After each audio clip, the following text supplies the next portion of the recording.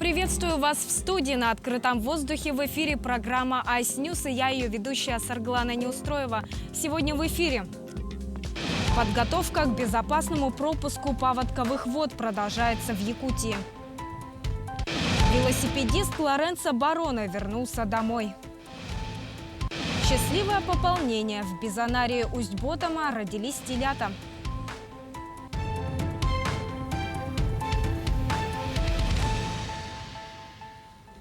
Подготовка к безопасному пропуску паводковых вод продолжается в Якутии. По сообщению МЧС региона, в этом году вскрытие рек ожидается от 1 до 3 дней раньше срока. Для избавления от заторов на реках Якутии во время ледохода планируют использовать 30 тонн боеприпасов. Об этом сообщил первый зампред Госкома БЖ региона Иннокентий Андросов. В случае крупных заторов объем взрывчатки могут увеличить до 100 тонн. Вскрытие реки Лена в пределах Ленского и Алекминского районов ожидается с 5 по 14 мая. В районе города Якутска 15-16 мая, у поселка Сангар 19-21 мая, в устьевом участке реки в последних числах мая. В течение второй декады мая вскроются реки Алдан, Вилюй и ниже течение реки Амга. Ледоход на реках севера и северо-востока Якутии будет наблюдаться в третьей декаде мая и начале июня. Формирование заторов льда будет определяться конкретными гидрометеорологическими условиями мая.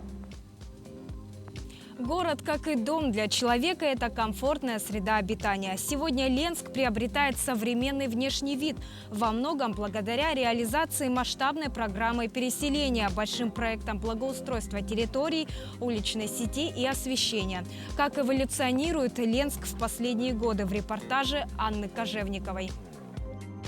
Ленск – город будущего. Это крупные проекты по строительству, переселению из ветхого и аварийного жилья и благоустройства. Каждый год преображаются новые улицы, дворы, бульвары и площади. Так, в прошлом году появился новый тротуар на улице Ленина, одели в асфальт ленских событий, осветили более 80 улиц. В этом году планируется еще 18.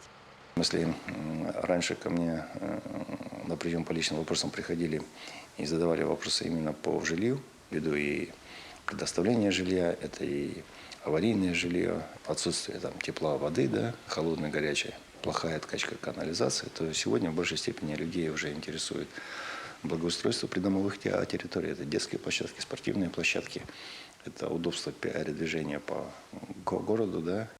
3 больших проекта по благоустройству реализуются сегодня городской администрацией. Это площадь Ленина, где в прошлом году установили трибуну и сцену. Нынче работы будут завершены. Второй объект – это городской парк культуры и отдыха. Здесь обустроили тротуары и установили уличное освещение. Построили многофункциональный центр. Кроме того, управление архитектуры закупила и доставила до города Ленска малые архитектурные формы в виде игрового оборудования. В этом году уже мы выполним работы по обустройству покрытия детской площадки и установим вот это вот оборудование. По площади общая сумма 57 миллионов. То есть это первого и второго этапа. По парку 38 миллионов – это из бюджета Республики Саха-Якутия.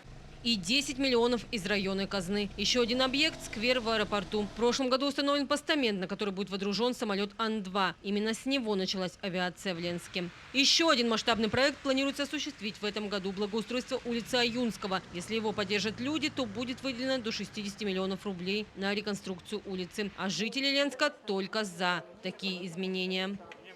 Это же наш город, общий город. Интерес обязательно должен быть ленчан. В любых отраслях социальных. Здесь по Аюнского какие-то изменения еще можно сделать. И тротуары, например, с этой стороны. Еще, что касается второй школы, вот здесь вот тоже вот эта улица должна быть как-то красиво, чтобы здесь люди подъехали именно к школе. В рамках реализации федеральной программы формирования комфортной городской среды с 26 апреля по 30 мая пройдет рейтинговое голосование на отбор общественной территории или дизайн проекта.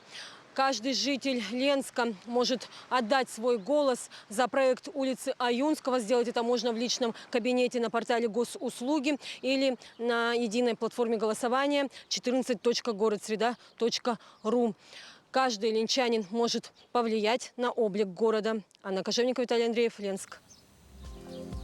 Более сотни мирнинцев закрыли лыжный соревновательный сезон. В минувшие выходные на базе «Заречная» прошло личное первенство Мирного по лыжным гонкам. В 6-й раз эти соревнования проводятся в памяти чемпионки из Алмазного края Галины Рязанцевой. На закрытии сезона побывала Анна Винокурова.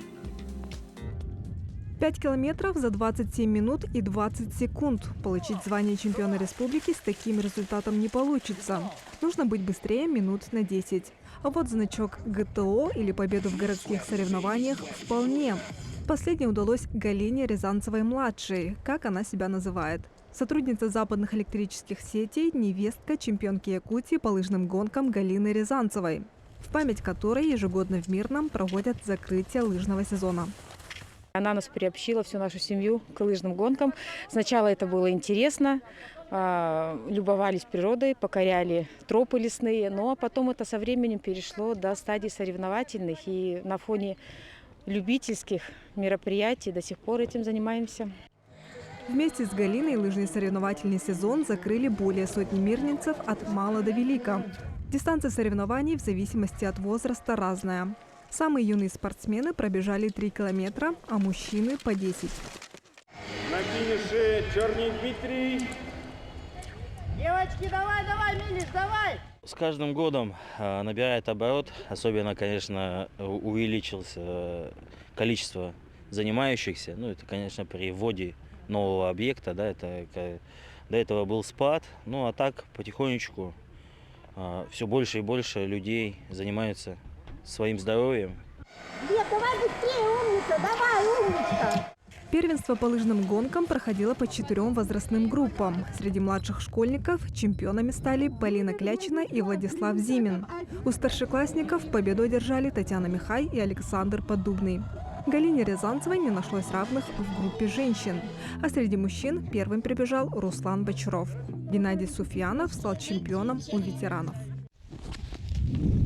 Соревновательный сезон лыжники алмазной столицы закрыли, но покататься горожане еще смогут. База «Заречная» будет принимать горожан до конца апреля. Анна Винокурова, Кирилл Шолохов, телеканал «Алмазный край».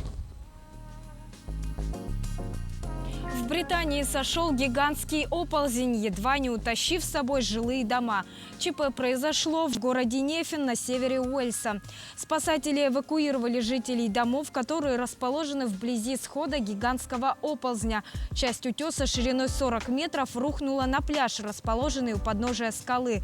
Здания оказались на краю пропасти, и только чудом обошлось без серьезных последствий. Власти обратились с просьбой к людям не приближаться к району ЧП, но далеко не все прислушиваются к ней, приезжая сюда ради эффектных снимков. Местные же жители говорят, что давно избегают это место во время приливов.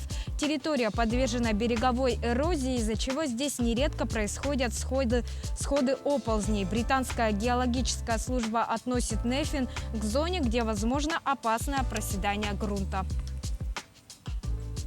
Итальянский путешественник-экстремал Лоренцо Бароне вернулся в Покровск. Напомним, около 2 месяцев назад Лоренцо отправился в велопутешествие до Набарского района и преодолел более 2500 километров.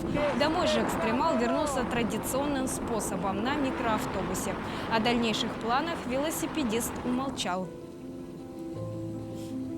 Приятной новостью поделился питомник бизонов Усть-Ботома. Там впервые в этом году родились телята. 2 самки, Марта и Агнеса, принесли по 1 теленку – мальчика и девочку. Специалисты ожидают дальнейшего пополнения. Всего на сегодняшний день с учетом рожденных телят в Якутии насчитывают 252 особи, говорится в сообщении пресс-службы питомника.